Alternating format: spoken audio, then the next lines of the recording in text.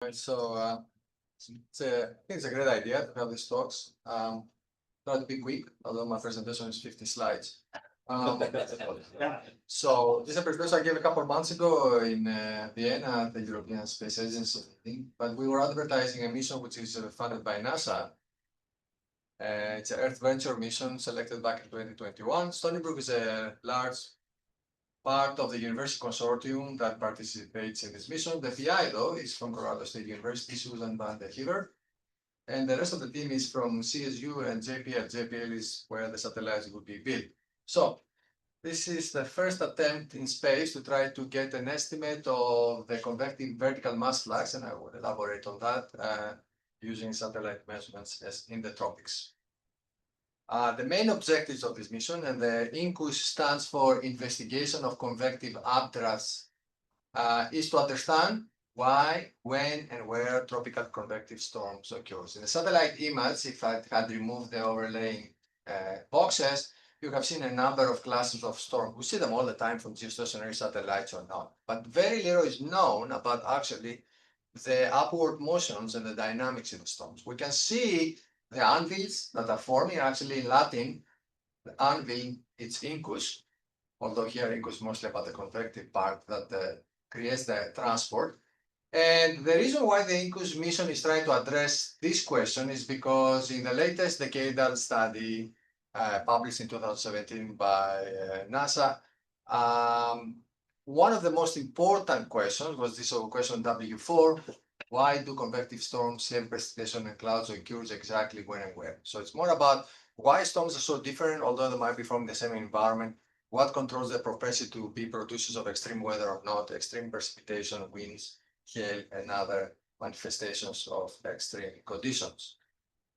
So what is convective mass flux? If you look at this vertical cross-section from A to B, and I give you a vertical cut of it, you can imagine that although we don't really have observations, a lot of them to say that with confidence, that there's an upward motion that we call convective mass flux, which is the area times the magnitude of the updraft, and is responsible for the vertical transport, actually connecting the boundary layer all the way to the tropopause, creating a lot of transport of condensate, energy, pollutants.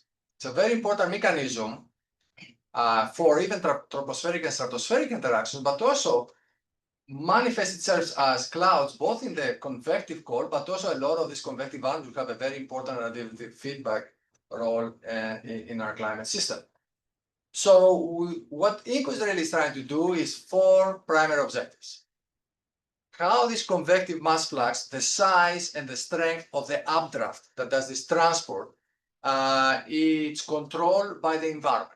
If it is dry or humid, high cape, low cape, shear, high shear, low shear environment, or even the aerosols if they play a role.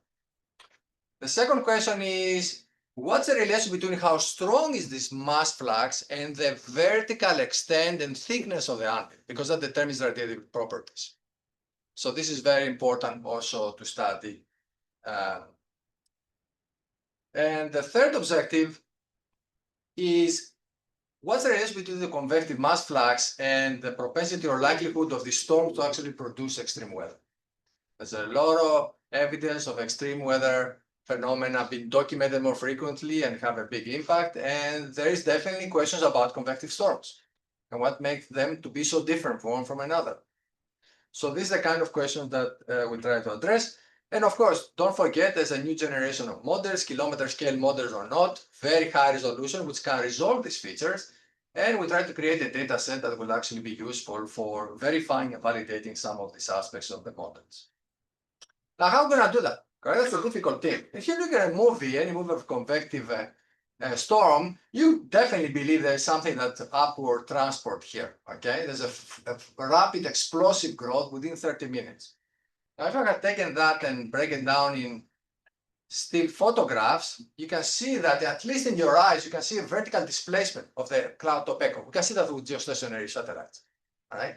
So if you were collecting still images from space of the same object, you could actually see part of this movement. You could do that with geostationary by looking at the cloud top temperature, because it gets colder as you go higher up. but here we're going to use radars. So basically, we're doing the same thing we're doing like kids. If you take a lot of images, you put them together, you can actually see the movement. It's almost like an optical flow technique where you actually look from different views of the same convective storm. You're trying to figure out what is the displacement that took place in the vertical. We're going to do that actually using radars. All right. So the INCOS mission is the first of its type that has 3 radars launched with the same spacecraft spaced. As you can see, the first spacecraft goes first, and the second one comes 30 seconds later, and the third one comes 90 seconds after the second one. There's a lot of technology innovation into these satellites. I'm not going to go into a lot of detail, except to say to fit 3 radars on the same launcher, the antennas are deployable. So there are mesh antennas which are going to deploy 1.6 meters. There's a lot of solid state technology. And I have a nice movie to show you how that works. So this is the first satellite that will deploy in space. Will sample a storm underneath. It actually has a swath of 15 kilometers. The second satellite will come quickly 30 seconds afterwards. And the constellation is completed by the third satellite, which comes 90 seconds. So you create 3 delta T intervals, 30 seconds, 90 seconds, 120 seconds. The measurement is an integral effect. You don't look instantaneously snapshot what the Doppler radar will do. We look at the combined integral effect of the transport in the morphology of the echo. The 2D image is because we also have a microwave radiometer, which is a clone of the Tempest up in space. The mission is to be launched anytime between late August to late fall 2026, very quickly. In addition to doing the measurements of the radar reflectivity and extracting from that information about the convective mass flux, we're going to be doing measurements of the condensate, the ice water path, the ice water content, the extent of the anvil using the geostationary. Now we have georings, basically have global database of the geostationary satellite. And my role in the INCOS mission is to supervise and all the development of the algorithms that will be used for scientific investigations.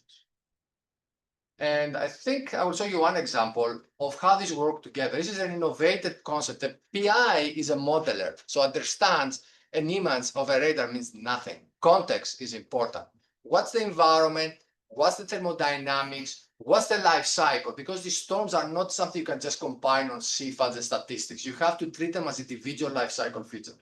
And that's a key part of the innovation in INCOS. So we're tracking everything without even launching. You're tracking from space every storm, the same way that Brian and Philip were tracking snowbanks. Every storm is tracked. It depends if INCOS will fly over them or not. And we measure not just the evolution when they started, when they ended. We measure if they are doing overshoots. We measure if they have, we feature them and track them. We put on top the precipitation from iMerge.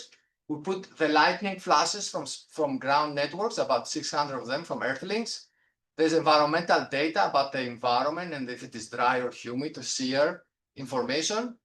And eventually the radar data. And the radar data comes in the context on when the storm formed, when the storm ended, produces hail, produces extreme weather. So that's how we're going to try to do this as science. And I think I concluded here with this. So this mission is going to launch very soon. There's opportunities for grad students to do some master thesis or PhDs with the data will be collected. The duration is for 2 years. It focuses on the tropics. The inclination is 39 degrees. It will be launched with a new company that hopefully will arrive at even SpaceX. It's called Firefly out of Wallops, sometime, as I said, in the fall of 2026. That's it. Thank you.